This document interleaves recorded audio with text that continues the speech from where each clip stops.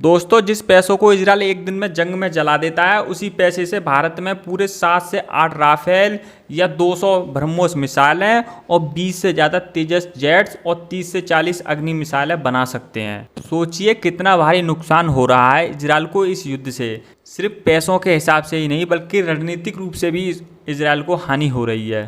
तो दोस्तों, आज की वीडियो में हम बात करेंगे ईरान और इजराइल ने इस वॉर में कितना पैसा खर्च कर चुके हैं।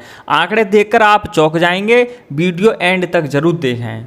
क्या आपने कभी सोचा है कि आज के आधुनिक युद्धों में सिर्फ टैंक और मिसाइलें ही नहीं, बल्कि हर सेकंड के साथ अरबों की दौलत भी जलती है। और आज हम बात कर रहे हैं 2025 की सबसे खतरनाक जंग की, ईरान और इजराइल की। यह लड़ाई केवल मिसाइलों और ड्रोन की नहीं, ये लड़ाई है रणनीति की, इकोनॉमी की और सहनशक्ति और दोस्तों भविष्य की ताकत की लड़ाई है। अब सबसे अहम है सीज फायर की स्थिति क्या है। दोस्तों, ईरान और इजराइल के बीच सीज फायर हो चुका है।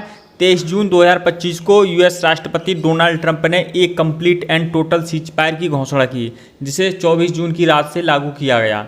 हालांकि शुरुआत में दोनों तरफ से छोटी छोटी सीज फायर उल्लंघन देखे गए, ईरान की ओर से मिसाइल हमले और इजराइल की तरफ से जवाबी एयर स्ट्राइक।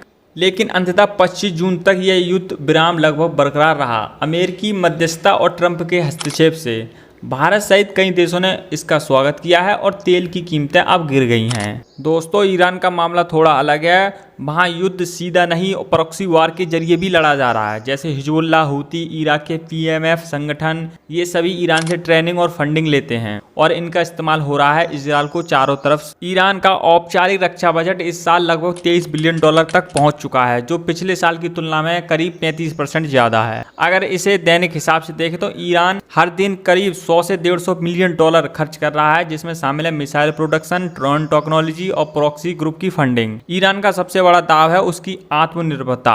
उसे हथियारों के लिए रूस और चीन से डील्स मिलती हैं, कई बार तेल के बदले तो कई बार गुप्त सप्लाई के जरिए।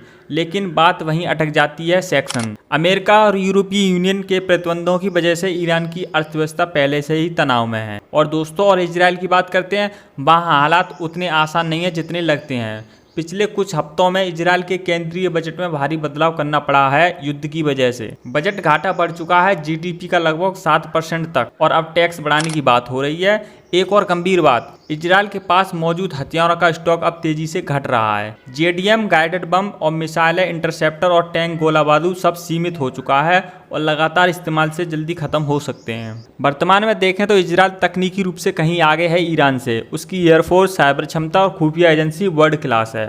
लेकिन ईरान का प्रॉक्सी नेटवर्क उसे वो बढ़त देता है जो इजराइल के पास नहीं है, यानी युद्ध को फैलाने की क्षमता। अगर हिजबुल्लाह, हूती और इराकी मिलिशिया मिलकर इजराइल को तीनों दिशाओं से घेर लेते हैं तो इजराइल की आयरन डोम जैसी टेक्नोलॉजी भी ओवरलोड हो सकती है। अब आप ही सोचिए, ये जंग महज एक हफ्ते या महीने की नहीं है। अगर ये 6 महीने या 1 साल तक खिंच गई तो कौन टिकेगा। तो दोस्तों, इजराइल जिसका हर दिन का खर्च बहुत ज़्यादा है और जिसका रिजर्व अब गिरने वाला है। ईरान जो कम खर्च करता है लेकिन छिपकर लंबी लड़ाई लड़ता है। तो दोस्तों, अब समझिए खर्च हो का रहा है इजराइल का। सबसे पहले आता है आयरन डोम, इजराइल का वो मिसाइल डिफेंस सिस्टम जो दुश्मन की हर मिसाइल को हवा में नष्ट करता है। लेकिन हर एक इंटरसेप्शन की कीमत होती है करीब $50,000 से लेकर $4 मिलियन तक, खासकर अगर डेविड स्लिंग या एरो सिस्टम इस्तेमाल हो। अब जब हर दिन 200 से 300 मिसाइलें दागी जा रही हैं तो सिर्फ आयरन डोम ही रोजाना करोड़ों डॉलर खा जाता है। इसमें जोड़ लीजिए जेट फाइटर ऑपरेशन, जेडीएम और स्पाई जैसे गाइडेड बमों की कीमत, रिफ्यूलिंग टैंकर और सेना की मूवमेंट। इतना ही नहीं, इजराइल ने अपने करीब 3 लाख रिजर्व सैनिकों को एक्टिव ड्यूटी पर बुलाया है, जिनकी तनख्वाह, लॉजिस्टिक और हेल्थ सपोर्ट पर भी भारी खर्च हो रहा है। इजराइल इस युद्ध पर लगभग $725 मिलियन खर्च कर रहा है। जी हाँ, यह कोई अनुमान नहीं बल्कि रक्षा विशेषज्ञों का साफ आकलन है। और अगर यही रफ्तार रही तो 1 महीने में इजराइल का कुल खर्च करीब $12 बिलियन तक पहुंच जाएगा। इतना